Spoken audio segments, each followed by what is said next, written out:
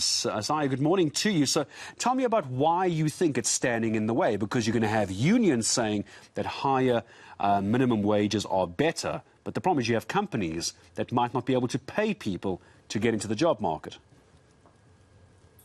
Indeed, Gareth. I think we need to look at a couple of factors. Firstly, the current unemployment rates, 35%. If you look at the official one, youth unemployment rate is over 50%.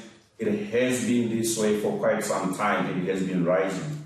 The second one is the state of firms, small businesses, in the context of COVID, that have been decimated to a large extent because, in part because of the response of government in terms of their policies to restrict movements, which close certain sectors, particularly the hospitality sector, where the majority of low-skilled workers can be employed. And then the third one is the historical development of peer countries that have managed to lift millions out of poverty by providing jobs, creating small, medium enterprises that ultimately employ. Asia in particular, China, has had a good developmental path that lifted millions of people with very minimum wages. In some instances across the Asian countries, minimum wages did not even exist. And then we look at the skills level of the people that largely remain out of labor markets. They're still very low, which means we need to do a little bit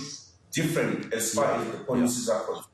Now, Isaiah, let me just interrupt you very quickly there. I just want to warn viewers and also yourself, Isaiah, that we might come out of our discussion because we are expecting the former president, Jacob Zuma, to arrive at court. We're going to take those visuals live if and when it happens. It hasn't happened yet.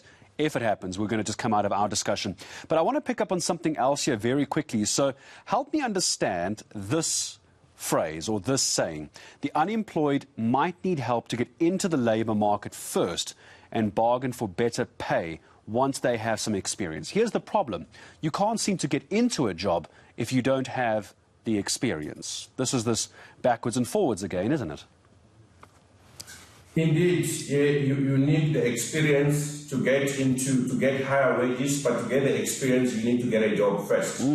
But for small firms, they might not afford to be able to pay higher wages, which means let's perhaps experiment in some region, remove minimum wages, get people into jobs, and we can then see what is the impact going forward.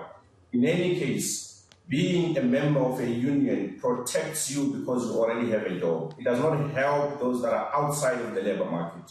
That's what higher minimum wages do. They close out those that are outside of the labor market while they're protecting and even improving the livelihood of those that are already in the labor market.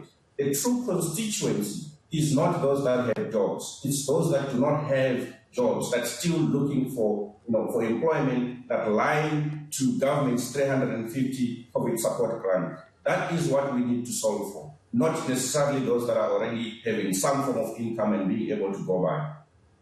So when we talk about gaining experience, here we've got on the bottom of our screen, gaining experience before negotiating the salary. I suppose the onus now is also, Isaiah, on the employer not to abuse a new employee who might not have a lot of experience. You've still got to pay someone what they're worth, but I suppose it can't be at the risk of abusing them because they're not as experienced as you were hoping for. So tell me, how does an employee, someone who's new, doesn't have a lot of experience, negotiate a salary coming in as a new person into a company? What would you recommend?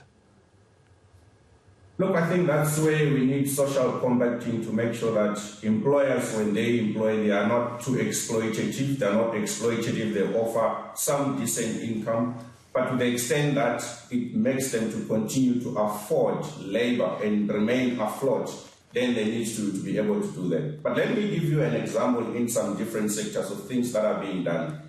In the healthcare sector, doctors, when they start practicing, they are on an internship. When they are practicing, they are not paid at a very high level compared to an experienced doctor. For 2 years, thereafter, they qualify fully with some experience, and then their income increases. Why can't we use that model across many sectors? It's a wonderful, wonderful idea. I'm sure we're going to try and unpack that. It's a very good suggestion to put forward. Isaiah Mhlanga, thank you very much indeed for joining us this morning.